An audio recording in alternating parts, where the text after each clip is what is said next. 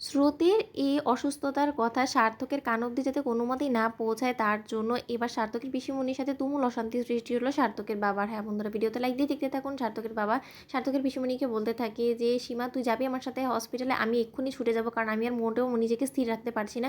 আমার মেয়েটা না জানি কী অবস্থা হয়ে গিয়েছে, আমার এক্ষুনি সেখানে একবার যেতে হবে। অন্যদিকে সার্থকের পিসিমণি বলতে থাকে যে, তুমি কি দাদা বলো তো, আমি কেন যাবো না বলো তো, কিন্তু তার আগে বরঞ্চ আমি সার্থককে একটা ফোন করি। ও এতক্ষণ অবধি মনে হয় না আমার এয়ারপোর্টে পৌঁছেছে, ও নির্ঘাত এয়ারপোর্টে যাওয়ার প্ল্যানটা ক্যান্সেল করে ফেলবে, আমি একবার ওকে জানাই। তখন এই কথা বলা মাত্র সার্থকে পিসিমণির হাত থেকে ফোনটা ছিনিয়ে নিয়ে সার্থকের বাবা বলতে থাকে যে, একদম না শিবা, আমি তোকে সাবধান করে দিচ্ছি, ওই অপদার্থ ছেলেটাকে কোনো মতেই আমি আমার মেয়ের ধারে কাছেও ঘেঁষতে দেবো না। তাই আমি তোকে সাবধান করে দিচ্ছি, তুই কোনো মতেই অপদার্থ ছেলেটাকে ফোন করে আমার মেয়ের কাছে আসার জন্য অনুরোধ করবি না, কারণ আমি চাই না যে ওর মতো নোংরা প্রজাতির একটা মানুষ আমার মেয়ের কাছাকাছি আসুক, কারণ ও স্বামী হিসেবে যে কতটা অযোগ্য সেটা ও হারে হারে আজকে প্রমাণ করে দিয়েছে। কারণ খুব আমি বড় মুখ করে সকলের সামনে থেকে বলে রাইয়ের মায়ের কাছ থেকে বিদায় নিয়ে এসেছিলাম যে আমি তার মেয়েকে দেখে রাখতে পারবো, কিন্তু তার সত্ত্বেও তুই দেখ আজকে কী অবস্থা হলো। শুধুমাত্র সার্থকের কথা ভাবতে ভাবতে মেয়েটা হয়তো বা নির্ঘাত অন্য মানুষকে হয়ে রাস্তায় হাঁটাহাঁটি করেছে, এতেই হয়তো বা ওর অ্যাক্সিডেন্টটা হয়েছে, আমি এতটুকু অন্তত শিওর। তাই সব কিছুর জন্য যখন সার্থক দায়ী, তার ওর কোনো অধিকার নেই আমার মেয়ের সম্পর্কে এই সব কিছু জানার, কারণ ও সব দায়িত্ব কর্তব্য সব কিছু ঝেড়ে ফেলে দিয়ে তো নিজের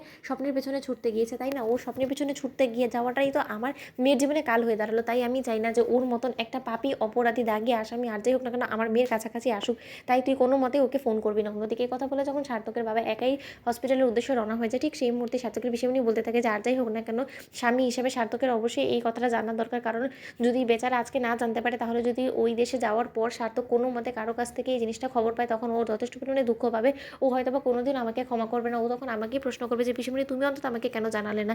তার থেকে বরঞ্চ বাবা রিস্ক না নিয়ে আমি এক্ষুনি সার্থককে জানিয়ে দিই। অন্যদিকে সার্থক এয়ারপোর্টে পৌঁছবে, ঠিক সেই মুহূর্তেই সার্থকের পিসিমণি সার্থককে ফোন করে বলতে থাকে যে, সার্থক তুই যেখানেই থাকিস না কেন বাবু, যত তাড়াতাড়ি সম্ভব তুই প্লিজ ইউটার্ন নিয়ে হসপিটালে চলে আয়, কারণ স্রোতের অনেক বড় সড়ো একটা দুর্ঘটনা ঘটে গিয়েছে, স্রোতের অ্যাক্সিডেন্ট হয়েছে, তাতে নাকি ওর অনেকটা ব্লিডিং হয়ে গিয়েছে, ওর বাঁচা মরার প্রশ্ন উঠে গিয়েছে। তুই প্লিজ বাবু আর কোনো রকম কোনো জেদ না করে যত শীঘ্র সম্ভব হসপিটালে পৌঁছে যা, কারণ পুলিশ স্টেশন থেকে তোর বাবার কাছে ফোন এসেছে। এর থেকে বেশি খবর এখন আমি এই মুহূর্তে তোকে দিতে পারবো না, কারণ আমি নিজেও এখন হসপিটালে ছুটছি, দাদা ওদিকে একাই রওনা হয়ে গেছে। অন্যদিকে এই কথা বলা মতো সার্থক বলতে থাকে যে, তুমি নিশ্চয়ই মশকরা করছো আমার সাথে, নির্ঘাত তুমি আমাকে এই অ্যাব্রড যাওয়ার ডিসিশন থেকে আমাকে বাড়ি ফিরিয়ে আনার জন্য তোমরা এই তালবাহানা করছো, স্রোতের এইরকম অসুস্থতার তালবাহানা করছো, তাই তো আমি বেশ বুঝতে পারছি। আচ্ছা পিসিমণি, তোমরা কি একটা মানুষের মৃত্যু নিয়েও এরকম মিথ্যাচার না করলে হয় না? বরঞ্চ তোমরা আমাকে ভালো ভালো বললেই তো পারো যে, সার্থক তুই যাস না, তাহলে আমি বরঞ্চ নিজেই থেকে যেতাম, কিন্তু তাই বলে এরকম করে স্রোতের মৃত্যু নিয়ে এরকম অন্তত ছেলে খেলা করো না। তখন সার্থক পিসিমণি বলতে থাকে, তোর যদি বিশ্বাস না হয় তাহলে তুই নিজের চোখে এসে দেখে যা, তারপরে যদি তোর মনে হয় যে না তোর অ্যাব্রড যাওয়াটা বেশি ইম্পর্টেন্ট, তাহলে তুই পরবর্তী টিকিট কেটে তুই না চলে যাস, আমি আটকাবো না। তো বন্ধুরা, ভিডিওটি ভালো লাগলে লাইক কমেন্ট শেয়ার করে সাবস্ক্রাইব করতে ভুলো না।